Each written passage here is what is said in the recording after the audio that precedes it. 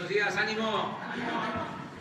Ya este es el último día de esta semana, porque mañana y pasado no vamos a estar juntos, como lo hacemos siempre. Vamos a informar. Pidieron ustedes, compañeros de ustedes, que se informara sobre Infonavit y Foviste. Entonces están aquí los responsables, directores de Infonavit, Foviste, para explicarles cómo vamos en Infonavit y Foviste. Y también, bueno, es César Buenrostro, que es el vocal ejecutivo del Fondo de Vivienda del ISSSTE, de Foviste, y Carlos Martínez Velázquez, que es el director del Instituto del Fondo Nacional de Vivienda para los Trabajadores, el Infonavit. Ellos van a exponerles, van a informar a ustedes y a todos los mexicanos. También, como todos los miércoles, Elizabeth García Vilchis va a informar sobre quién es quién en las mentiras de la semana. Básicamente es eso, y comenzamos. Cualquiera de ustedes. Con su permiso, presidente, saludo a todos los compañeros de la prensa. Vamos a informar muy rápidamente de un tema que surgió aquí en la conferencia sobre la conversión de créditos a pesos. Vamos a informar primero, en la que sigue, se han dado en total, por instrucciones del presidente, 4.5 millones de apoyos a acreditados del Infonavit en sus distintas modalidades. Esto ha significado 160,000 millones de pesos a favor de ese mismo número de familias. Destaca un programa que nos había pedido el presidente de liquidación anticipada de los créditos. Se han beneficiado 233,000 familias con condonaciones de 5,400 millones de pesos. La que sigue, el programa de conversión a pesos, avanza muy bien. Ya superamos la cifra del millón de créditos convertidos a pesos. 1,029,000 familias han convertido su saldo a pesos y se ha beneficiado con descuentos por 77,000 millones de pesos. La que sigue, decirle al presidente que faltan por convertir 1.6 millones de créditos, y ahí invitamos a las familias a que puedan hacerlo. Tiene beneficios muy claros. Destaco dos: se queda congelada la mensualidad y el saldo ya no crece, y muchos de esos compañeros trabajadores obtienen descuentos en sus saldos y condonaciones. En la que sigue, lo pueden hacer a través de la banca electrónica. No requieren ir a una sucursal, no requieren un asesor, no requieren un gestor. Se puede hacer a través de mi cuenta.infonavit.org.mx. Los días 9 de cada mes se abre la ventanilla para que puedan actualizar sus créditos y convertirlos a pesos y evitar alzas futuras. Ahora bien, en la que sigue, en 2023, con instrucciones del presidente, decidimos que los créditos que no se habían convertido no tuvieran una afectación ni por el incremento al salario mínimo ni por la inflación, sino que se tomó en consenso con trabajadores y con patrones, el Instituto es tripartita, que se actualizara una tasa de 5.2% los créditos que no se hubieran convertido a pesos. En la que sigue, también, como lo instruyó el presidente, acabamos con los desalojos y ahora buscamos hacer mediaciones para cada caso. Para nosotros es un fracaso como institución si tenemos que llegar al desalojo. Es un fracaso como país si tenemos una institución de seguridad social que tiene como fin desalojar a las personas, y por eso hemos buscado los convenios de mediación, que en esta administración han tenido el doble de convenios de lo que se hubiera hecho en el pasado. En suma, la que sigue, hemos actuado con responsabilidad en lo que nos ha pedido el presidente. Se cancelaron los juicios masivos, se cancelaron las subastas de vivienda recuperada, se reveló los datos reales del Infonavit, se manipulaban los datos de cartera, se informó eso en 2019, se creó una política de cobranza social, se renovó el crédito del Infonavit, que ahora es con tasas de interés de acuerdo al salario, pagos congelados, se están convirtiendo los créditos en salario mínimo, y hoy el instituto tiene un gasto operativo de la mitad de lo que tenía cuando lo recibimos. La que sigue, también nada más mencionar que para quien ya acabó de pagar su crédito, hemos emprendido la campaña más grande que ha hecho el instituto de regularización de escrituras para quien no tenía. Los que sacaron un crédito con el Infonavit antes de 2008 no tenían escrituras, tenían contratos privados, y eso se tienen que regularizar escrituras públicas, y se ha duplicado en el programa de escrituración. Y en el caso de quien ha pagado, el Infonavit ha puesto un programa donde nosotros asumimos el costo de la cancelación de hipoteca a favor de las familias que menos tienen, que ha crecido en esta administración como nunca antes había crecido. También informar, presidente, finalmente, en la que sigue, que quien no utilizó su crédito del Infonavit en su vida laboral, en esta administración se han devuelto 100,000 millones de pesos a trabajadores pensionados, jubilados y adultos mayores que no utilizaron su crédito a lo largo de la vida de su vida laboral. Y en esto, como última lámina, recordar que hoy el Infonavit tiene opciones para todas las necesidades de las familias. Hemos financiado en esta administración 1.9 millones de créditos, hemos dispersado en la economía 937,000 millones de pesos, y hoy las familias pueden encontrar en el Infonavit un aliado para acrecentar y formar su patrimonio. Muchas gracias. Con su permiso, señor presidente. Pues atendido también la instrucción del señor presidente, vamos a platicar un poco el día de hoy qué estamos haciendo para atender a nuestros acreditados. Me gustaría en la primera lámina darles una actualización de un tema que ya hemos platicado por acá, que es la iniciativa de ley que el presidente envió en noviembre del año pasado. Hemos continuado con el diálogo abierto con la Cámara de Diputados. Celebramos este fin de semana un par de reuniones muy importantes con la presidenta de la Comisión de Seguridad Social, la diputada Ivonne Cisneros, y la presidenta de la Comisión de Vivienda, la diputada Lilia Aguilar. Puedo decir con gusto que se llegó finalmente a un acuerdo. nos platicaron ellas que van a sesionar en la comisión de Comisiones Unidas, que se celebrará el próximo día 13, con un único punto de acuerdo, un único punto de orden del día, el poder llevar a votación y aprobación de la iniciativa para buscar si el jueves se pudiese ya llevar al pleno. Entonces, será muy importante. Y repaso rápidamente, va una demanda muy sentida. Les he platicado que Fobiste cumplió recientemente 50 años. Y bueno, finalmente poder otorgar créditos en pesos. Hoy siguen siendo en UMAS, algo que sí deteriora los créditos algunos. Entonces, poder dar créditos en pesos. Se podrá otorgar los créditos ya sea en base al salario básico o al salario básico y sus compensaciones garantizadas. Pero la inscripción continua, que ya lo estamos operando desde enero de este año, aprobado por la Comisión Ejecutiva del Fobiste y la Junta Directiva del ISSSTE, pero bueno, queremos que quede elevado en rango de ley. Y como cuarto punto, también muy importante, poder hacer de una manera más ágil las reestructuras. Dos casos en específico: cuando los trabajadores dejan de estar en alguna dependencia de gobierno, o cuando el monto que se les descuenta vía nómina no sea suficiente, y pues en estos dos supuestos hayan caído en mora, poder hacer una campaña mucho más agresiva de reestructura. La siguiente, por favor. En Fobiste tenemos alrededor de 2.600.000 derechohabientes, de los cuales 911.658 tienen un crédito hipotecario con nosotros. Viene ahí, bueno, no me detengo mucho, cuál es el estatus laboral. El 70% están en activo, 16% jubilados, fuera del sector el 14%. Datos importantes: la antigüedad de los créditos, el 95% de la cartera tiene menos de 20 años de antigüedad. La estabilidad laboral de los trabajadores del gobierno permite que los niveles de morosidad estén controlados.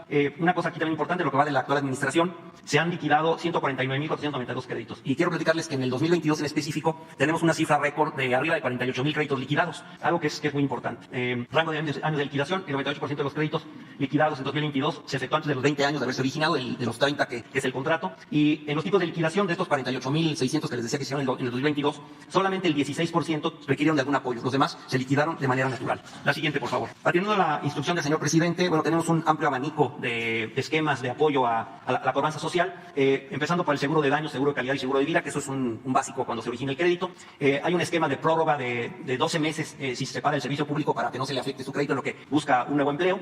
Disminución de los pagos quincenales, reestructura de UMAS a pesos, descuento y facilidades por liquidación, apoyos sobre efectuar factores. Estos platico ahorita por la siguiente, por favor. Dentro de los programas que tenemos, y seguimos trabajando en algunos más, liquidación de 10, cuando el acreditado ha pagado ya el 90% de su crédito, se le puede hacer una condonación del 10% restante.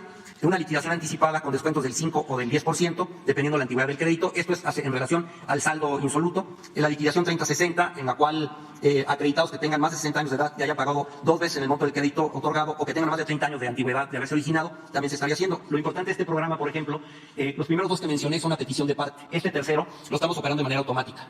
No tiene que venir el acreditado a buscarnos. Creo que eso también da un plus. Reestructuración total de liquidación. Esto se operó especialmente con una recuperación de cartera que tuvo el Fobiste hace varios años. Son para créditos deteriorados por crisis económica. Se otorga un descuento del 34% sobre el saldo pendiente. Disminución de la obligación de pago quincenal. Este programa está trabajando muy bien. Lo llamamos solución a la medida pago piso. Estamos haciendo una serie de estudios económicos para determinar el valor real de lo que puede pagar el acreditado. Lo estamos trabajando ahorita en especial con gente que ha salido del sector. Entonces estamos avanzando rápidamente con ellos y ha habido una buena respuesta. Y ya habíamos también platicado de esto, el descuento o lo que está haciendo el Fobiste este año por primera vez en los 50 años, de absorber en un porcentaje, es el 11.5% del valor de la UMA, 4.000 millones de pesos. La vez pasada que platicamos de esto, estábamos por llevarlo a nuestra Comisión Ejecutiva y a la Junta Directiva del ISSSTE. Hoy les puedo decir que ya ha sido aprobado por ambas instancias, y pronto podremos tener ya que todos los 911.000 acreditados lo puedan ver en su estado de cuenta. La siguiente, por favor. Una cosa muy importante que nos ha instruido el presidente es la cuestión de la certeza jurídica. Hace un poco más de un año que llegamos nosotros al Fobiste, encontramos que había alrededor de 64.000 testimonios pendientes de entregarse en un rango entre 2009 y 2019. Bueno, hemos avanzado de manera importante. Hoy en día tenemos solo por resolver, hubo un avance del 64%, tenemos por resolver 22.885 casos. Desafortunadamente esos son un poco más lentos porque muchos pertenecen a las vivienderas que tronaron cuando fue el crack inmobiliarios que resolver jurídicas, pero bueno, estamos con la firme intención de hacerlo. Y hemos trabajado muy de la mano con el Colegio de Notariado Nacional para poder llevar a buen término esto. Y la otra parte de la certeza jurídica es la cancelación de hipotecas. En el 2022 se suscribieron 30.625 hipotecas, de 31.809 proyectos ya estaban validados, fue un 53% más que lo que se hizo en el 2021. Y a partir de 2023 se han seguido cancelando hipotecas. Se tiene un programa de hacer semanalmente en la Ciudad de México y bimestralmente se está acudiendo a todos los estados de la República para también tener esta firma de escrituras. Y estamos haciendo un programa para que se pueda hacer de manera más ágil con nuestros departamentos de vivienda. Y como último punto, tendría yo un encargo también importante de parte del señor presidente, el licenciado Andrés Manuel López Obrador, que es atender conjuntos emproblemados o conjuntos que han sufrido daños debido a algunos fenómenos meteorológicos. Ejemplifico 5, Villas Tlalmeca, que en Chilpancingo, Guerrero, fue un sismo el 19 de septiembre del 2017, fue un conjunto dictaminado como inhabitable y pérdida total. Es muy importante no perder de vista estos dos supuestos que debe tener en el Fobiste. Se liquidaron 15 créditos hipotecarios, se les dio la posibilidad de hacer un segundo crédito y hoy ese edificio que se ve ya en ruinas ya fue demolido, para evitar que mañana alguien lo pueda invadir y bueno, ocurra un riesgo de pérdida de vidas humanas. Uno que hemos estado atendiendo muy de la mano de Protección Civil, de SEDATU, del propio gobierno del Estado, Pedregal de Cantaluna, Acapulco Guerrero, un sismo el 7 de septiembre del 2021. El conjunto también fue dictaminado como inhabitable y como pérdida total. Ahí operamos, en la cual se hizo la cancelación de la deuda pendiente, se les va a devolver a los acreditados los pagos que hicieron. Son 206 acreditados del FOBISTE. Tenemos con el Infonavit, es una cosa que estamos trabajando conjuntos, ellos tienen alrededor de 400, y puedo decir con gusto que ya también fue aprobado por nuestra Comisión Ejecutiva y por la Junta Directiva del ISSSTE. Entonces estamos ya a punto también de caminar en eso. La siguiente, por favor. Estos dos casos son casos de fraudes que se hicieron a principios de los años 2000. En aquel tiempo el FOBISTE podía dar créditos, una especie como a preventas. Hoy en día hay un candado muy importante, ya lo encontramos nosotros ahí. Solamente podemos dar créditos hipotecarios a vivienda terminada o a vivienda usada. Creo que es un buen candado para evitar que haya estos fraudes. Bueno, una constructora, Graciano y Asociados, y es una constante en el norte del país, defraudó a 86 acreditados, pero aparte defraudó a HSBC, con el cual obtuvo un crédito puente. Entonces, ha sido un proceso muy largo. Primero hubo que, comprar los créditos que tenía, los predios que tenía HSBC, hacer los propios. Ya escrituramos el nombre de los acreditados. Se está ya iniciando las obras, apenas la semana pasada inició la terminación de las viviendas, y la próxima semana iniciaremos con la urbanización del desarrollo. Esperemos terminar alrededor de mediados o finales de septiembre de este año. Y fue un impacto financiero para el fondo de 10 millones de pesos para comprar los inmuebles a HSBC y alrededor de 46.6 millones de pesos para terminación de obras y urbanización. Quintas del Desierto 2 es un caso parecido. Igual la constructora Graciano y Asociados incumplió las 23 viviendas. Este es un caso del 2006. Muy tristemente, si hoy vamos al predio donde se van a construir esas viviendas, el predio sigue baldío. Entonces también operamos de la misma manera con donación de la deuda pendiente, devolución de pagos y aportaciones del SAR a los 23 acreditados, y se les da la posibilidad de ejercer un segundo crédito. Seguimos trabajando con algunos otros casos parecidos. Un caso que se ha mencionado también aquí en la conferencia en algunas ocasiones, y lo escogimos para reportarlo: Tlalpan 550, sismo el 19 de septiembre de 2017, daños estructurales de la vivienda. Y aquí es por eso que mencionaba yo hace un momento la importancia de los dos supuestos. En el caso de las reglas específicas de FOBISTE, inhabitable y pérdida total. Aquí es inhabitable, sigue siendo inhabitable hoy en día, pero el gobierno de la ciudad está haciendo un enorme esfuerzo. La jefa de gobierno comprometida realmente en terminar esto, un proceso de reconstrucción. Nosotros desde hace ya, desde el 1 de septiembre de 2022 y hasta el 31 de agosto del 2023, tenemos suspendidos los cobros y no se le están generando intereses a los 80 y tantos acreditados que tenemos. Entonces, el compromiso es seguir así hasta que los acreditados no reciban su vivienda, no se les hará cobro alguno.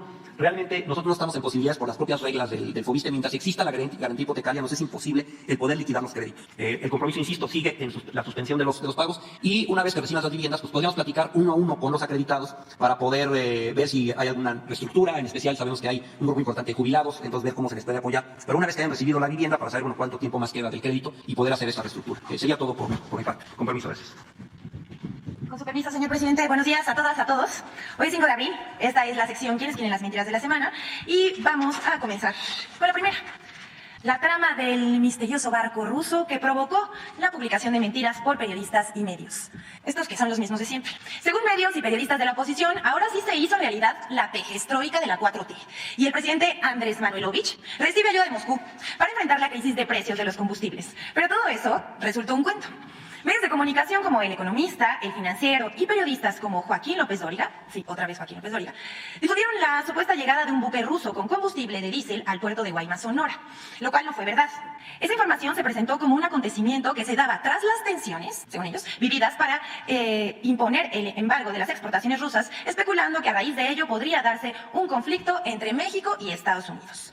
Pero el 30 de marzo pasado se supo que esa información era mentira, pues la Administración del Sistema Portuario Nacional confirmó que el barco de bandera rusa que arribó al puerto de Guaymas estaba cargado de fertilizantes y no de diésel. Resultó que el buque mercante Lucas 1, con bandera de Chipre y proveniente de Rusia, arribó al puerto de Guaymas con una carga de 25.000 toneladas de fertilizante que será distribuido para productores de todo el país.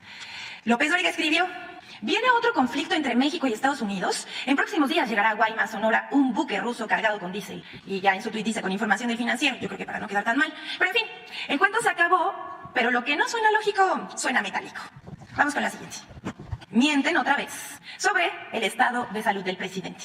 El pasado fin de semana, durante varios días, se dio una verdadera campaña de desinformación con el supuesto de que el presidente de México le había dado un infarto. La falsedad de la información se pudo comprobar horas después, cuando el Ejecutivo Federal arribó a Ciudad Juárez, Chihuahua, ese mismo día para realizar una gira de trabajo.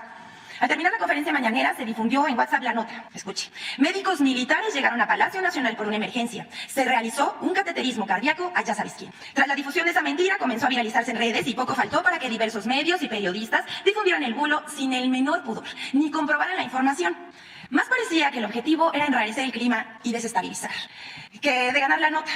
Con esa mentira se lanzaron Pedro Ferriz, Desiree Navarro, Joaquín López Dóriga, sí, Joaquín López Dóriga otra vez, el Monero Garci, el intelectual de derecha José Antonio Crespo y medios como Índice Político, Demócrata Coahuila, también Periodistas Sin Censura, Noroeste, .net y Punto por Punto. Este último siendo la nota más retomada por usuarios y cuentas que reproducen los discursos de la oposición. Aquí como podemos ver en la pantalla. Si eso no es campaña, les preguntamos, ¿entonces qué es? Hasta Animal Político se subió a la tendencia con una nota de hace 10 años. Hay profesionales de la mentira y la calumnia como Pedro Ferriz que reproducen cotidianamente este tipo de ataques contra el gobierno, contra funcionarios y sobre todo contra el presidente López Obrador. Llama la atención el columnista Francisco Rodríguez que escribió una columna que se publicaba en el periódico El Universal, que en chats de periodistas estuvo promoviendo la mentira y luego en redes sociales. Todavía, el 3 de abril pasado, publicó su colaboración bajo el título ¿Qué tan enfermo está AMLO?, en la que sin empacho asegura que fue verdad el ataque al corazón al presidente, de ese tamaño, lo cual a estas alturas era más que evidente que era una mentira. El colmo, como dijimos, fue Animal Político. Miren lo que hizo. Este periódico Animal Político, dirigido por Daniel Moreno, que de manera tramposa actualizó una nota de 2013 para aparecer en los motores de búsqueda de Google. Si nosotros poníamos en cualquier buscador AMLO infarto para investigar, nosotros que realizamos la investigación, eso es lo que aparecía, que se había publicado hace unos días, pero al darle clic era una nota del 2013. El propósito es generar entradas a su sitio como si fuese una publicación actual. Así es la ética periodística con la que se maneja este portal. A pesar de las mentiras de la oposición, de medios y de periodistas alquilados a la mafia informativa, el presidente Andrés Manuel López Obrador está al 100.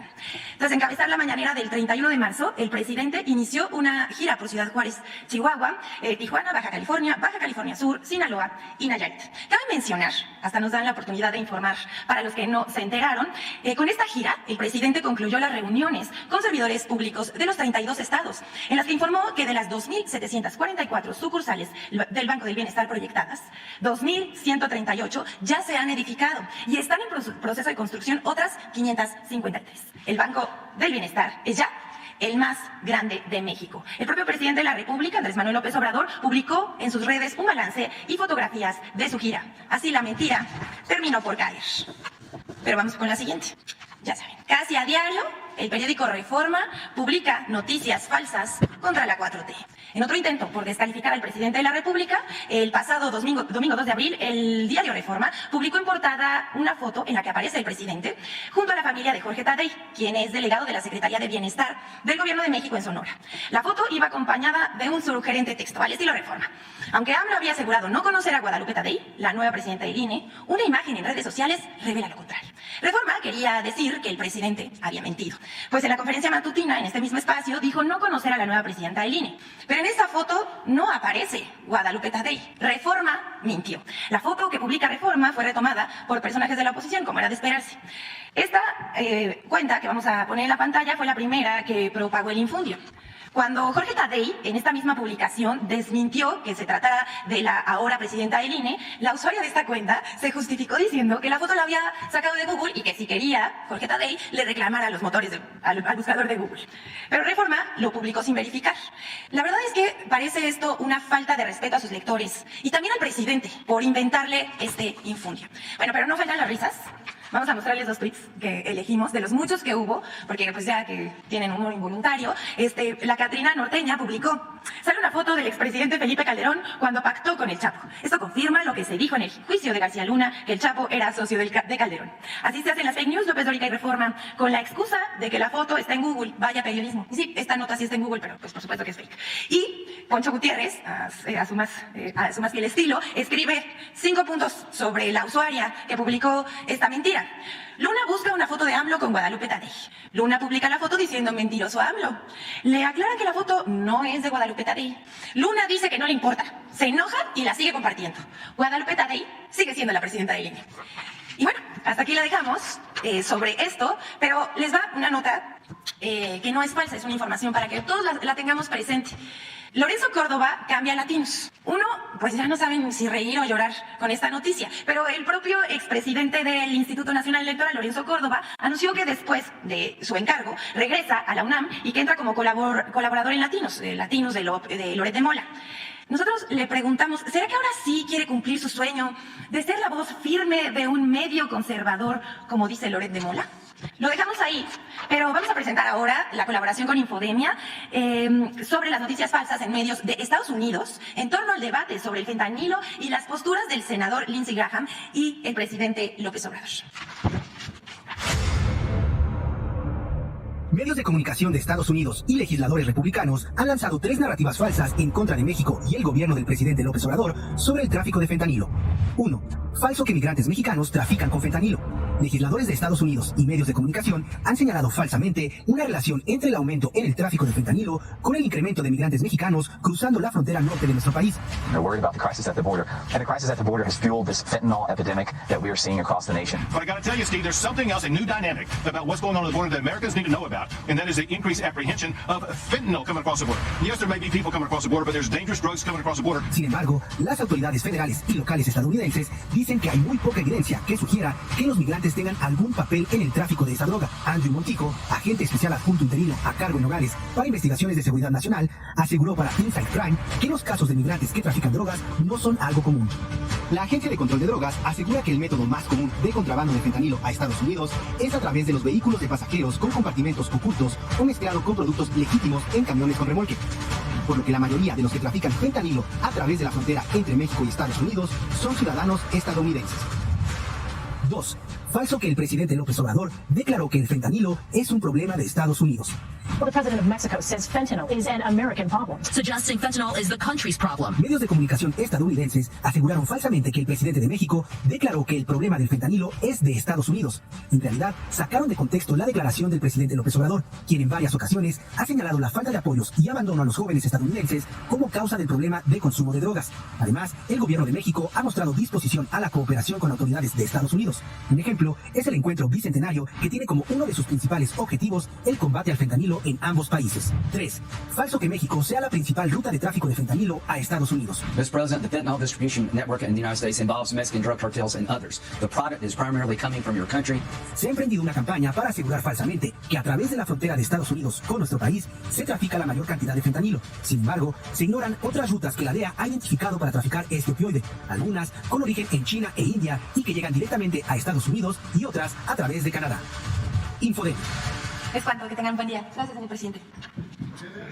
Vámonos aquí. Seguimos acá. Buenos días, presidente. Judith Sánchez Reyes, de La Verdad Noticias. Preguntarle qué implica este acuerdo entre el gobierno federal y la empresa Iberdrola con la compra de estas 13 plantas de energía. Preguntarle si Banobra será quien cubra pues, los $6,000 millones por esta transacción y qué lo llevó a realizar justamente este acuerdo, tomando en cuenta pues, que en algunas ocasiones usted había comentado que esta empresa veía como tierra de conquista a nuestro país. ¿Qué le hizo cambiar de opinión? Bueno, yo creo que el convenio que se suscribió ayer es algo muy importante para el país, en beneficio del pueblo de México, en especial de los consumidores, porque en esencia lo que se garantiza es que no aumente el precio de la luz. Eso es lo esencial. Hay muchos elementos técnicos, pero a quienes nos están viendo, escuchando, les digo que llevamos a cabo esta operación, esta compra, para fortalecer a la empresa pública Comisión Federal de Electricidad y de esta manera poder ofrecer la energía eléctrica a precios justos. Yo me comprometí a que no iban a aumentar los precios de los combustibles, de la luz, del gas, las gasolinas, del diésel, y estoy cumpliendo. En más de 4 años no han habido aumentos, y lo puedo probar. Incluso han habido disminuciones en los precios de gasolinas, de gas, de luz en términos reales. Pero con esto ya garantizamos que en el tiempo que nos falta no hay aumento en los precios de los combustibles. Y es buena noticia. Y también hacia adelante vamos a concluir nosotros y vamos a dejar condiciones para que se mantenga la misma política de precios en gasolinas, en diésel, en gas, en luz. Y aquí vamos al fondo, ¿no?, del asunto. Estamos invirtiendo desde que llegamos para rehabilitar las refinerías. Compramos una nueva refinería, ya construimos otra refinería, estamos construyendo 2 plantas coquizadoras para convertir el combustóleo en gasolinas. El año próximo vamos a ser autosuficientes en la producción de gasolinas. Cuando llegamos se compraba toda la gasolina en el extranjero, vendíamos petróleo crudo y comprábamos gasolinas. En más de 40 años no se construyó una refinería en el país. Un desastre estos tecnócratas corruptos con su política energética. Agotaron los yacimientos petroleros, privatizaron parte de la industria petrolera con la mentira de que iba a llegar a raudales de inversión extranjera, que iban a bajar los precios de los combustibles. Nada de eso sucedió. Engañaron al pueblo. Para aprobar esa reforma energética está demostrado que entregaron sobornos a legisladores y ahora están en la oposición. del bloque conservador. Es increíble, pues, lo que sucedió. Fíjense, el PAN, ya lo hemos dicho en otras ocasiones, se creó, nació para oponerse a la política popular patriótica del general Cárdenas. Nació, en específico, en contra de la expropiación petrolera. Se expropia el petróleo, que estaba dominado por empresas extranjeras desde la época de Porfirio Díaz, un 18 de marzo de 1938, y al año siguiente, en el 39, nace el PAN para oponerse a toda la política del general Cárdenas. Y mantienen esa bandera durante mucho tiempo. Su proyecto conservador, antipopular. Los del PRI, a partir de Salinas, se adhieren, se suman a esa política conservadora y ya el PRI abandona por completo la historia del movimiento revolucionario que le había dado origen allá en 1929, que se funda el Partido Nacional Revolucionario, el PNR. Luego, en 1938, una de las mejores etapas de ese partido, precisamente cuando está llevándose a cabo la política de nacionalización y en favor de los campesinos, en favor de los obreros, se transforma el Partido Nacional Revolucionario, el PNR, en Partido de la Revolución Mexicana. Y luego ya viene la decadencia, el abandono de los ideales revolucionarios, posterior al sexenio del general Cárdenas, y ya surge el PRI. El Partido de la Revolución Mexicana se convierte en Partido Revolucionario Institucional, 1946. Bueno, pero todavía seguía manteniendo una política nacionalista, en lo general. Aunque ya, en el caso del petróleo, por ejemplo, ya habían entregado las primeras concesiones, los llamados contratos riesgos, ya habían entregado pues toda la franja costera del Golfo de México a empresas extranjeras. Sin embargo, con el presidente Ruiz Cortines, con el presidente López Mateos, incluso con el presidente Díaz Ordaz, se da marcha atrás a esa política. Se reforma la Constitución con el presidente Ruiz Cortines y se establece en el 27 que en materia de petróleo no se entregarán contratos. Y luego en el sexenio siguiente de López Mateos se establece en el 27 no se entregan en materia de petróleo ni concesiones ni contratos. En el siguiente sexenio, siendo director de Pemex don Jesús Reyes Heroles, presidente Díaz Ordaz, se cancelan los contratos que se habían entregado en el gobierno del presidente alemán, los llamados contratos riesgos. Y es importantísimo esto porque después de eso, don Echeverría se descubre Cantarell, uno de los yacimientos de petróleo más grandes del mundo. Si no se hubiese modificado lo de los contratos riesgos, si no se hubiesen cancelado, resulta que todo ese yacimiento hubiese sido explotado por empresas extranjeras. Pero como se canceló, 1968, ya en el sexenio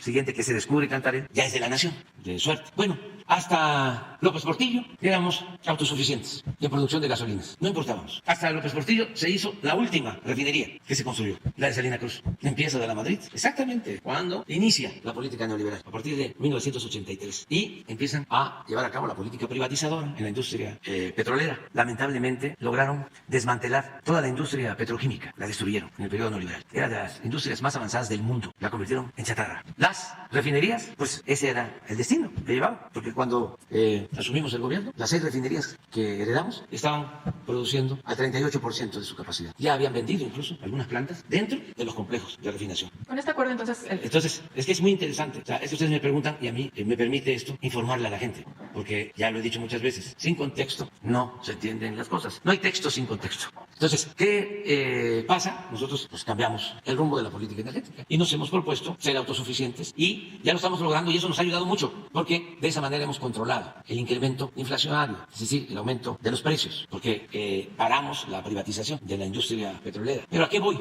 De que cuando empieza la política neoliberal, lo que hacen los presidentes como Salinas es asumir el programa conservador del PAN. Entonces, cuando se plantea la reforma energética, pues uno pensaría, pues lo que están haciendo es aplicar la política conservadora del PAN en materia energética. Y los panistas, legisladores, claro que van a votar feliz por la privatización de la industria petrolera. Si así nacieron, ese es su ideario, ese es su pensamiento. Pues ¿qué creen? Que votan con gusto, pero de todas maneras piden dinero para votar. O sea, ya en una degeneración, en un grado de inmoralidad extremo. Porque si la reforma constitucional, la ley en materia energética, va de acuerdo, es la esencia de los principios de mi partido, en los que yo creo, porque yo estoy en contra de la empresa pública, estoy en contra de la nacionalización del petróleo, yo estoy a favor de la privatización. Pues ya, ¿no? No, pidieron moche, les dieron dinero. Eso es lo que declaró el director de Pemex, Lozoya, ¿sí? Que les dio a todos. Bueno, ya termino ahí, pero te voy a contestar lo de la compra de estas 3 plantas. 13. Sí, 13 plantas. Es algo muy importante porque con la reforma energética precisamente, así como querían destruir por completo la industria petrolera con las privatizaciones, pues también querían acabar con la empresa pública encargada de la industria eléctrica, la Comisión Federal de Electricidad. La reforma que se aprobó en ese entonces se procuró atar a la Comisión Federal de Electricidad, a la empresa pública, y darle todas las facilidades a las empresas privadas, sobre todo extranjeras. Esto comenzó con Salinas. Antes de Salinas, en la Constitución se establecía que la generación de energía eléctrica, desde luego la distribución, la comercialización de la energía eléctrica correspondía al Estado, es decir, era de la Comisión Federal de Electricidad, era la única que podía producir la industria, encargarse de la industria eléctrica y producir la energía. Entonces, con Salinas, sin reformar la Constitución, sino reformando una ley secundaria. Todo esto también es importante porque ahora los salinistas son cuidadosísimos, ¿no?, de la Constitución, se volvieron constitucionalistas y defensores, ¿no?, tenaces del Estado de Derecho. Pues con una ley secundaria, ni siquiera reformando la Constitución, empezaron a dar contratos a empresas particulares cuando estaba prohibido por la Constitución para generar energía eléctrica. En ese entonces estaba Claudio X González, papá, de asesor económico de Salinas. Y ahí empezó la entrega de concesiones. Y últimamente, con la reforma energética, pues ya se estableció en el marco jurídico de que no tenía por qué haber monopolio. Lo mismo que Pemex, la misma situación. La Comisión Federal es un monopolio, Pemex es otro monopolio. Luego entonces hay que acabar con los monopolios, sin considerar, estamos hablando del sector energético, que en varios países es estratégico. Tan es así que ahora con la crisis, los que han padecido más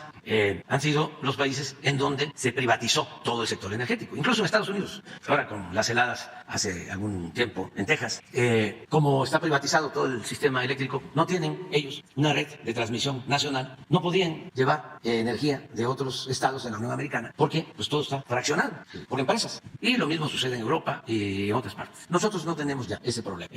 Por eso, ahorita en Semana Santa hay muchísimo consumo de gasolinas y le puedo decir a la gente, no se preocupen, hay gasolina, tenemos gasolina y hay energía eléctrica. Porque tenemos la rectoría, es decir, el Estado se hace cargo de garantizar estos insumos. Entonces, empiezan a entregar. Y una de las empresas que se benefician más es precisamente Iberdrola, una empresa española. Se asocia con un hijo de Claudio X González. Ahí está también en una sociedad, o estuvo, el asesor principal de Carlos Salinas, Córdoba Montoya.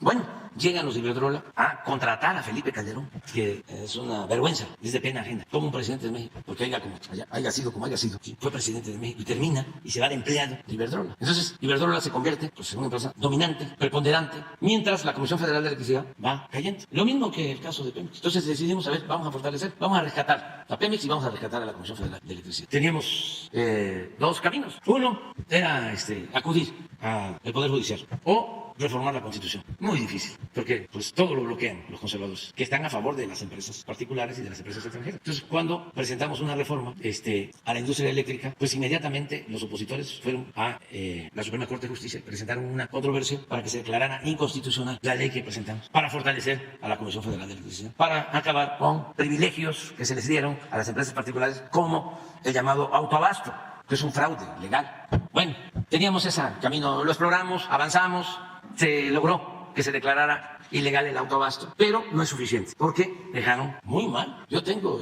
testimonios de lo que pasó en Tabasco. Tabasco se inundaba porque para dar preferencia a las empresas particulares mantenían los embalses de las presas del Grijalva llenos, porque no turbinaban. Entonces, los vasos de las presas llenas de agua, Angostura, Chicoacén, Malpaso y la más cercana a la planicie de Tabasco, Peñitas, llenas. Vienen las temporadas de lluvia, los huracanes, pues se terminan de llenar y entonces tienen que soltar agua. Y como Tabasco es una planicie, inundan. Entonces, llego a la presidencia conociendo esto y digo, ya no se va a volver a inundar Tabasco. ¿Y qué creen? Se vuelve a inundar. Y entonces, ¿por qué? Porque en la reforma establecieron, fíjense, el absurdo, que la energía producida con agua no era energía limpia y no la consideraban energía limpia y por eso no le permitían subir la energía de las hidroeléctricas a las líneas de transmisión, el llamado despacho. Entonces, las hidroeléctricas tenían que estar subutilizadas. Si una hidroeléctrica tiene 6 turbinas, cuando mucho trabajaban con una turbina, para no competirle a las empresas particulares, que eran las primeras que despacharon. Así, bueno, después de que se inunda Tabasco, emite un decreto, porque es hasta un asunto de derechos humanos. ¿Qué creen? Empiezan a turbinar. Hay pruebas de lo que les estoy diciendo. Las 4 hidroeléctricas. Aumenta la capacidad de generación de energía eléctrica. Desde luego, más rentabilidad, más utilidades para la Comisión Federal de Electricidad. Llevábamos 6 meses así y manteniendo los vasos de las presas controlados para que si se presentara la temporada de lluvia no tuviésemos ningún problema. ¿Qué creen que sucede? Presentan un amparo en contra del decreto. Entonces ahí ya dijimos, pues esto está muy grave. Ya, porque crearon todos estos organismos que hemos hablado, supuestamente autónomos. De la competencia, que la señora, una vez que terminó de su encargo, se fue a trabajar a una empresa privada, a Alfa. No sé si le dieron un trabajo, pero me mandó a decir el de Alfa que si no tenía inconveniente, porque la querían contratar. Le digo, sí tengo inconveniente. Pues ella se dedicó a bloquear todas las iniciativas para fortalecer empresas públicas, el interés general, el interés del pueblo, y para proteger intereses particulares. Entonces, al día de ayer, la Comisión Federal de Electricidad tenía una participación en toda la generación de electricidad de 39%. Y yo había hecho el compromiso de que teníamos que mantener a la Comisión Federal con el 54% mínimo. Y el acuerdo fue ese, decirle a los particulares, no vamos a expropiarles, no van a dejar de participar, nada más que vamos a buscar que la empresa pública, que es la que garantiza el consumo a todos los hogares y para que no aumente el precio, la tenemos que fortalecer, se va a quedar con 54 y ustedes se van a quedar con 46 del mercado. El 46 es el equivalente a todo lo que consume Argentina, no es poca cosa. Entonces, pero con todos los obstáculos, la Comisión Federal llegó a 39%, es decir, 60% controlado por las empresas particulares, 40% la Comisión Federal de Electricidad. Entonces, surgió este planteamiento. Nosotros vamos a seguir peleando por México, porque para eso nos pusieron aquí, para defender los intereses del pueblo. Entonces, les dijimos, vamos a buscar un acuerdo, y yo quiero reconocer que aceptaron, y les compramos 13 plantas de ciclo combinado, 12 y una eólica, alrededor de 6,000 millones de dólares. ¿Por qué podemos hacer esto también? Porque tenemos finanzas públicas fuertes. Te los explico así de manera sencilla. Como no hemos solicitado deuda adicional, hoy el gobierno nuestro, a pesar de la pandemia, tiene menos crecimiento de deuda que el gobierno de Calderón y que el gobierno de Peña. O sea, tenemos un margen como de 3 puntos del producto. Cada punto del Producto Interno Bruto es de alrededor de 300,000 millones de pesos. Casi tenemos una diferencia de 1 billón. No nos vamos a endeudar. De todas maneras vamos a terminar abajo. Pero traemos un margen. Cuando hablo de 3 puntos del producto, estoy hablando de 1 billón, para que tengan una idea de la operación de ayer. Que además, de manera técnica no entra en forma directa a la deuda. Pero bueno, es patrimonio ya de la nación. Nos significó 120,000 millones de pesos, como el 0,4% del Producto Interno. Nada, porque tenemos finanzas públicas fuertes. ¿Qué ganamos con esto? Que de 39 pasamos a 55 con las 13 plantas. La Comisión Federal de Electricidad. Dicen, es que no va a operar la Comisión Federal, no puede operar la Comisión Federal de Electricidad. No, la operación la hace Hacienda. Es Hacienda, a través de un fondo. Y, pues, Hacienda no opera. Los trabajadores de estas 13 plantas ya pertenecen al sindicato de electricistas. No pierden, no, ya están en el sindicato. Ellos se van a poner felices. Bueno, creo que están felices. Porque pasan a formar parte. Ya son del sindicato, la mayoría, están sindicalizados, se mantienen. Además, los necesitamos. ¿Cómo hemos sacado adelante la industria eléctrica, la industria petrolera? Con los trabajadores, son de lo mejor que hay. Así hemos rescatado al sector energético. Entonces, esa fue la operación de ayer. Claro, a los conservadores no les gusta. Los entiendo. Además, como siempre hemos dicho, tenemos 2 formas, pues, de pensar y de actuar. Y nosotros sí queremos que se fortalezca esta empresa pública. ¿Qué es una empresa pública? Es una empresa del pueblo. Y se lo dije al director, presidente del Consejo de Iberdrola, porque además se portaron bien y hablamos. O sea, tuvimos diferencias fuertes con él, muy fuertes. Primero porque es una ofensa que una empresa se lleve a un presidente de México a trabajar como empleado, haya sido como haya sido presidente. O sea, es una burla. Eso se lo dije. No, me contestó de que yo era un populista. ¿Desde cuándo sabían que hicieron las negociaciones, presidente? Nos confrontamos y tuvimos diferencias, pero miren la importancia del diálogo. Y cuando está de por medio el interés general, o sea, dijimos, esta es una opción. Les agrego otra cosa, les añado otra cosa. Nosotros de todas maneras íbamos a buscar tener más del 50 al fin del gobierno. Pero esto lo íbamos a lograr hasta finales del sexenio de mi gobierno. Porque estamos construyendo plantas de ciclo combinado, por ejemplo, en Yucatán. Ya resolvemos el problema de la península, porque estamos construyendo 2 grandes plantas de ciclo combinado. Una en Mérida, otra en Valladolid. Ya compramos una planta también de ciclo combinado para resolver el problema del abasto en Baja California Sur, porque teníamos problemas de abasto, tanto en la península de Yucatán como en Baja California Sur. Entonces ya resolvimos. Y además estamos cambiando turbinas y modernizando como 10 hidroeléctricas. Entonces, calculamos que vamos a agregar a la generación de la Comisión Federal de Electricidad a finales del sexenio hasta 15% más. O sea que si con esta operación llegamos a 55, vamos a llegar a finales, podemos llegar a finales al 70% de la generación. Pero como va creciendo la demanda, porque el país crece y de lo que más lo que más se necesita es la energía eléctrica, calculamos que mínimo la Comisión Federal la vamos a dejar con 65%. Y este es un rescate, por eso hablé ayer de una nueva nacionalización. Esto mismo hizo en otras circunstancias y casi en su totalidad para que el Estado se encargara por completo de la generación de la industria eléctrica, el presidente López Mateo, siendo secretario de Hacienda Antonio Ortiz Mena. Y el argumento que usaron fue muy válido y justo. Les dijeron a las empresas particulares, si ustedes continúan con el negocio de la industria eléctrica, nunca van a ir a electrificar a los pueblos, porque no les va a significar negocio. Lo que pasa ahora con el Internet. ¿Dónde hay Internet? Que ya también vamos a resolverlo. Pues donde hay clientes en las grandes ciudades. Por eso ya también el Internet va a ser público. es una empresa pública, dependiente también de la Comisión Federal de Electricidad, para que podamos, así como se electrificó todo el país después de la nacionalización que llevó a cabo el presidente López Mateos en 1960, así va a ser lo del Internet. Igual, antes de irnos, va a conectarse el 94% de toda la población del país con Internet. Estamos trabajando en eso. Bueno, en aquella ocasión, ese fue el argumento. Les compramos y es el Estado. Y así fue. Se pagó a las empresas una indemnización y se quedó el Estado. Y así se electrificó México. ¿Por qué? Porque de una u otra forma, aun cuando hay empresarios y hay empresas y hay corporaciones que tienen dimensión social, no deja de ser el factor principal de una empresa la ganancia, la utilidad y a veces el lucro. Y una empresa pública no tiene fines de lucro. Entonces, por eso, y más si se trata de la independencia de un país. Imagínense, si hay un conflicto y no nos quieren vender gasolinas, pues se cae el gobierno. ¿Cuánto resiste un gobierno que depende de comprar la gasolina en el extranjero sin abasto de combustible? Pues puede ser que un mes. Entonces, sí es importante la autosuficiencia energética, es la clave. Entonces, eso fue lo que hicimos. Yo agradezco a los directivos de esta empresa, de Iberdrola, por aceptar este acuerdo.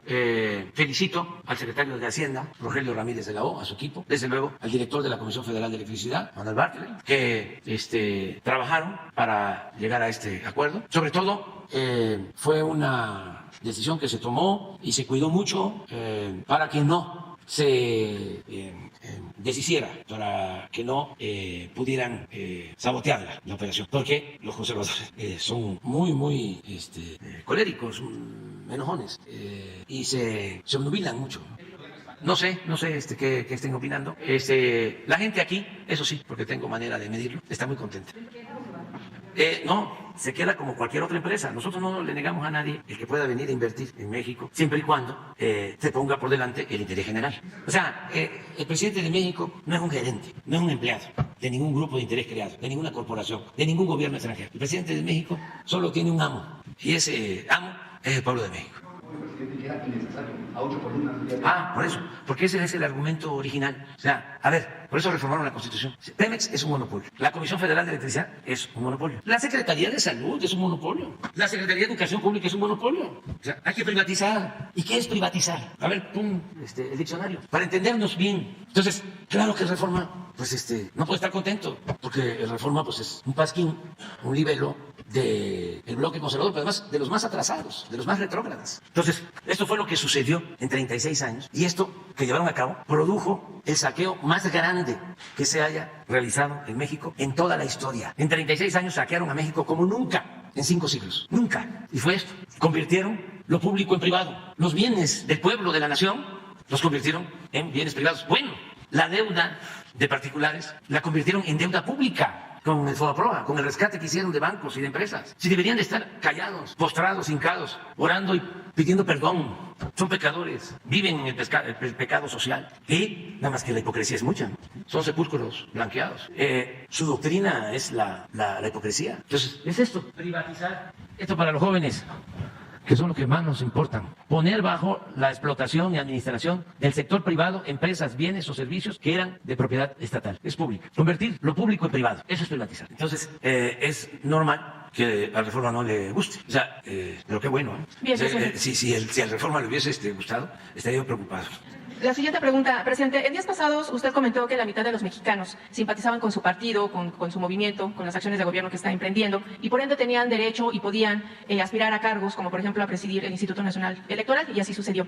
En ese sentido yo quisiera preguntarle por qué no se aplicó el mismo criterio en el nombramiento de los consejeros del INAI y optó usted por vetarlos, tomando en cuenta que pues entonces hay otra mitad de mexicanos que no comulgan con su movimiento, con su partido. ¿Por qué entonces vetarlos si ellos también en un momento dado tendrían derecho a aspirar a estos cargos? Usted había comentado que los había vetado porque tenía usted información de que dos de los consejeros, uno de ellos tenía relación con un partido político, con el PAN. Sí, aquí se denunció esto en este diálogo circular que tenemos todas las mañanas y se dijo de que se habían repartido entre los grupos en la Cámara a los del INAI. O sea que uno para Morena y otro para el PAN. Creo que así fue. Digo, eso fue lo que plantearon. Y yo hice pues una investigación y sí, encontré eso, de que había habido participación de los partidos y que incluso ni siquiera habían pasado el examen o no habían estado en los primeros lugares.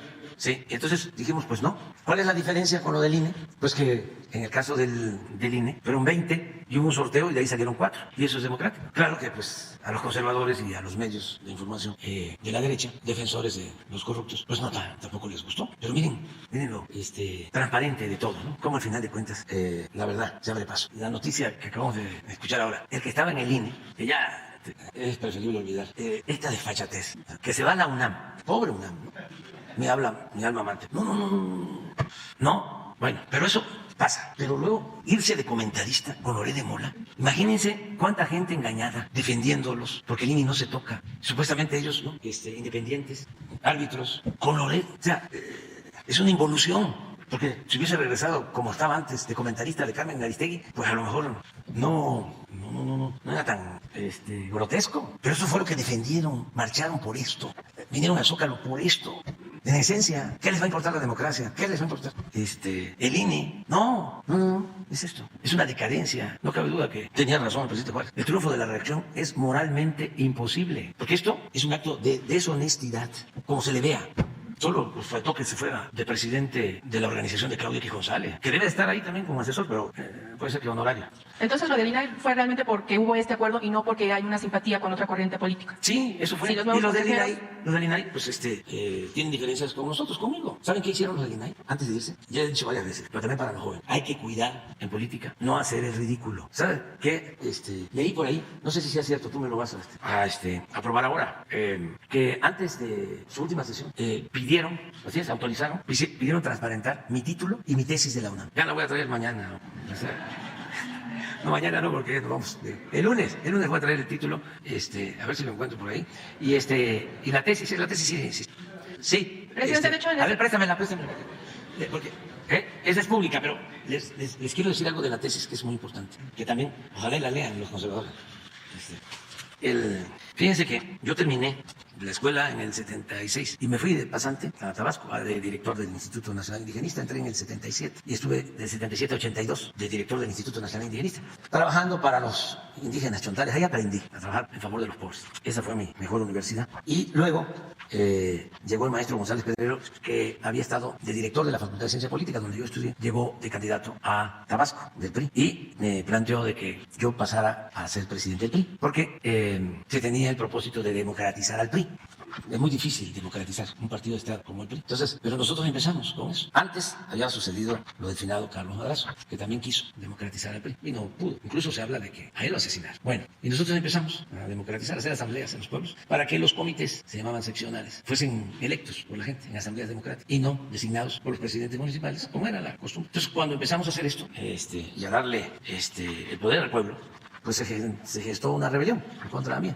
Y una mañana me convocó el maestro González Pedrero, al que admiro mucho, ya falleció, pero una gente extraordinaria, un maestro, uno de los mejores estudiosos de filosofía política, de historia de las ideas políticas. Bueno, entonces ya había una rebelión de presidentes municipales en contra de nosotros, que éramos un equipo joven. Entonces me ofreció ser oficial mayor del gobierno, del Estado. Y pues fui oficial mayor 24 horas, porque fueron también de esas decisiones históricas. Llegué allí y el secretario de gobierno, que ahora es amigo, siempre ha sido amigo, pero en ese entonces pues nos distanciamos. El secretario de gobierno era José Eduardo Beltrán, que ahora es consejero de Pemex. Él me fue a dar posesión de la oficialía mayor y le dije ahí a los que estaban, director administrativo, derechos, recursos humanos y todos los que componían la oficialía mayor, eran los tiempos de las vacas gordas, de mucho auge, ¿no? Ser oficial mayor, imagínense. Pero qué buena decisión, porque me hubiese aceptado eso, me hubiese sido perdido. ¿Quién sabe en qué? Mínimo en lo administrativo, ¿no? Hubiese sido abandonado el noble oficio, ¿no? de la política, el ser transformador, que es algo extraordinario. Bueno, el caso es que llego allí y le digo a los que están, a ver, ¿quién sabe más de esto? No, pues me acuerdo, un contador de Wii. Quédese aquí, yo ya voy a regresar. Procure que no falte nada, que no se pare el gobierno, y yo ya regreso. Ya pasé a buscar a mi esposa, afinada, Rocío, a su trabajo, y le dije, voy a renunciar. Y para que vean lo solidario de las compañeras, ¿no? Como también de los compañeros. ¿Cómo no puede un dirigente salir adelante si no tiene el apoyo de una compañera, o una compañera no puede salir adelante si no tiene el apoyo de un compañero y de la familia en general, ¿no? Su respuesta fue sí, porque ya veníamos hablando del asunto. Entonces me fui y escribí la renuncia, que es histórica, que palabras más, palabras menos, dice, te agradezco a usted el que me nombre como oficial mayor, ¿no? Pero este cargo me aleja de mi propósito fundamental, que es la de servir al pueblo. Por lo tanto, le presento, en consecuencia le presento mi renuncia con carácter irrevocable. Y ya no la dejé y vámonos, porque estaba fuerte. Imagínense decir no en ese entonces. Pero gracias a eso, bueno, ya nos venimos acá. Ahora que hablas del FOISTE, ¿cómo no voy yo? Es como lo de las becas. Cuando estudié por una beca en la Casa del Estudiante Tabasqueño. Cuando regresé de esa situación de Tabasco, llegué a rentar un departamento, llegamos a rentar un departamento en Copilco, 300. Esa unidad no se me va a olvidar nunca. Y luego ya conseguí trabajo en el INCO, Instituto Nacional del Consumidor. También le agradezco mucho a la licenciada Clara Júsima, que me dio trabajo. Fui director de organización en el INCO.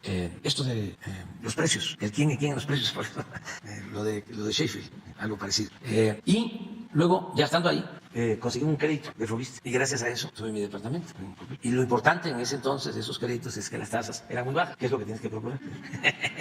Pero bueno, ese tiempo que no tuve trabajo, después de salir de trabajo, me dediqué a hacer mi tesis. Ya había yo escrito algo sobre este tema. Y me asesoró la tesis una maestra extraordinaria que ya falleció, Paulina Fernández, que había estado de alumna conmigo, pero como yo me fui, ella siguió, se convirtió en maestra. Cuando regreso, ella es mi asesora de tesis.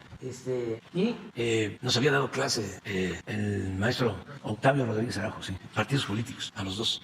Y es muy interesante porque, para recibirme, antes en la facultad se necesitaba el dominio de un idioma o la traducción de dos. Entonces me inscribí en el Centro de Lenguas Extranjeras de la UNAM en francés y portugués, porque me ha costado el inglés. Y ya terminé el curso, presenté mi examen y ya llené todos los requisitos, hice la tesis con ella. Y la tesis se llama Proceso de Formación del Estado Nacional en México. Y sí es un aporte, considero importante, porque aquí explico cómo Juárez llevó a cabo las reformas para separar el poder del Estado y el poder de la Iglesia, más que nada del clero. Y aquí explico, y sí es algo, vamos a decir, novedoso, porque imagínense cómo se llevó a cabo esa reforma. Sí, el clero era dueño de todo, pero no solo de los bienes materiales, también de las conciencias. Y el movimiento liberal estaba compuesto por una minoría. Las tierras eran propiedad del clero. Por eso Juárez y Madero fueron muy enfáticos en distinguir al clero de la religiosidad. Son cosas distintas. Juárez era anticlerical, no antirreligioso. El clero era una corporación con mucho poder. Entonces, ¿cómo es que Juárez y los liberales llevan a cabo la nacionalización de los bienes del clero? Como dirían mis paisanos veracruzanos, le zumba. ¿Cómo lo hicieron? Entonces yo aquí explico cuál fue la estrategia central. Con las leyes de reforma, sobre todo la que tiene que ver con la nacionalización de los bienes, lo que hacen es que los grandes latifundios del clero los ponen al mercado y le despiertan el apetito a los propietarios particulares. Y por interés más que por convicción, esos propietarios particulares, de ser conservadores, se vuelven liberales. Y de esa manera el movimiento tiene ya una base de apoyo. Les voy a poner ejemplos. Luis Terrazas, que se convirtió en un gran terrateniente en la época de Porfirio Díaz, pues había estado con Juárez, era juarista. Y Terrazas tenía más de 2 millones de hectáreas en Chihuahua. Por eso se decía que Terrazas no era de Chihuahua, sino Chihuahua era de Terrazas. Los Carranza, papá de don Venustiano, juarista, también hacendados. Entonces, de esa manera, incluso en circunstancias difíciles, porque está Juárez en Veracruz, el movimiento conservador con toda la fuerza, y él toma la decisión y se va para adelante, se echa para adelante, y expide las leyes de reforma. Y ahí cambia. Y es México el único país del mundo que logra eso. Dicen que fue un milagro, una chiripa. No, fue una estrategia política magistral. Desde entonces, México es otra cosa. ¿Qué hace Juárez? Como sabía que el pueblo es muy respetuoso, muy religioso, y él muy respetuoso del pueblo. Si ustedes ven los textos de entonces y de siempre, nunca dejó de hablar de lo religioso y de usar palabras religiosas. Hablar de que la providencia divina nos va a ayudar, el Creador va a estar con nosotros siempre, para que no se usara en su contra el que era antirreligioso. Bueno, hasta Ignacio Ramírez, el nigromante, llegó a decir, y ese fue excomulgado por el Papa, como otros, pero llegó a decir, yo me hinco donde se hinca el pueblo. Entonces, son cosas distintas. Repito, Juárez era anticlerical, no antirreligioso. Entonces, esta tesis tiene que ver con eso, demostrar cuál fue la estrategia. Ojalá la lean los conservadores, se las voy a mandar a los ¿cómo se llama? De la transparencia. Sí.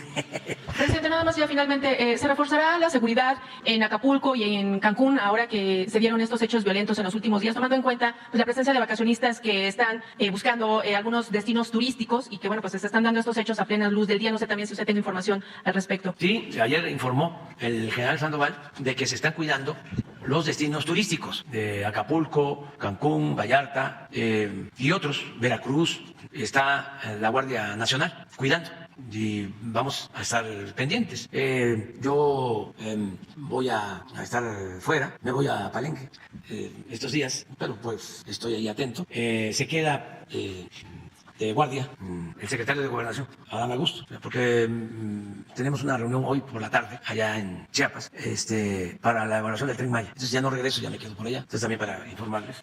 Vamos a tener hoy a las 10 un encuentro con 10 presidentes de América Latina y del Caribe. El tema es cómo nos ponemos de acuerdo para frenar la inflación, que no haya carestía, que podamos acercar alimentos, productos de primera necesidad a los consumidores, a la gente de nuestros países, a nuestros pueblos. Sí, hacemos intercambio. Ese es el propósito que tiene este encuentro. Es una videollamada. Vamos a participar 10 presidentes. Convocamos nosotros a esto porque consideramos que es de utilidad. Y hoy aparece el nuevo dato de inflación y es bueno porque vamos bajando. Sí, ahí vamos. Muchas gracias a productores industriales, a los que nos están ayudando para que no aumente el precio de la canasta básica. Sí, las tiendas departamentales, Chedraui, Soriana, Walmart, Aurrerá y otras. O sea, porque tenemos una canasta de 24 productos, 1,039 pesos y la verdad ya el promedio está abajo.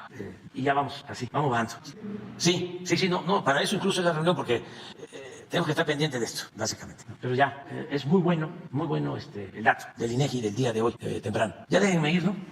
Sí, nada más 2 cosas para terminar. Sí, porque van a decir, no hubo nota. Sí, va a haber nota. Ahorita les voy a dar una nota. ¿Saben? Reitero, refrendo, mantengo mi postura de que no debe de utilizarse lo jurídico, los asuntos supuestamente legales, con propósitos políticos electorales. Por eso no estoy de acuerdo con lo que le están haciendo al expresidente Trump. No estoy de acuerdo. Es que yo ya lo padecí. Y que no quieran descalificar a nadie en ninguna parte del mundo. Miren lo que le hicieron a Pedro Castillo en el Perú. Lo que me hicieron a mí aquí, que me desaforaron, porque no querían que yo apareciera en la boleta como candidato a la presidencia. Ese era el fondo de todo. Que sea el pueblo el que decida. Y no hay que tenerle miedo al pueblo, ni tenerle confianza, pero no impedirle a nadie que participe. Y pueden decir, es que legalmente sí puede participar. Sí, allá sí, aquí no. Pero allá, puede participar, pero de todas maneras está expuesto a una campaña de desprestigio. Bajo la máxima de que la calumnia, cuando no mancha tizna. No sé si haya cometido delito, no me corresponde. Me llama la atención que lo estén acusando de algo que sucedió en el 2000 o en el 2006. No.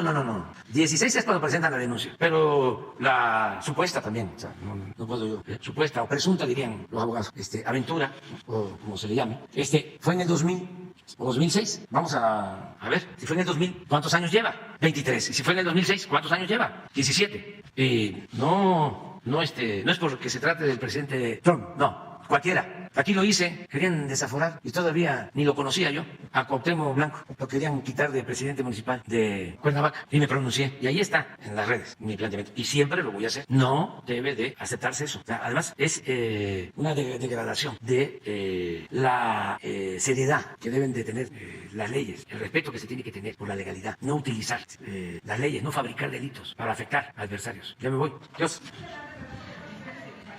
¿La qué? El retraso de las pensiones en el país, las pensiones tienen retraso entre 6 y 1 año de que están solicitando pensionarse. Es un problema que está ahorita en el Seguro Social. No, pero es un enorme retraso. No hay problema.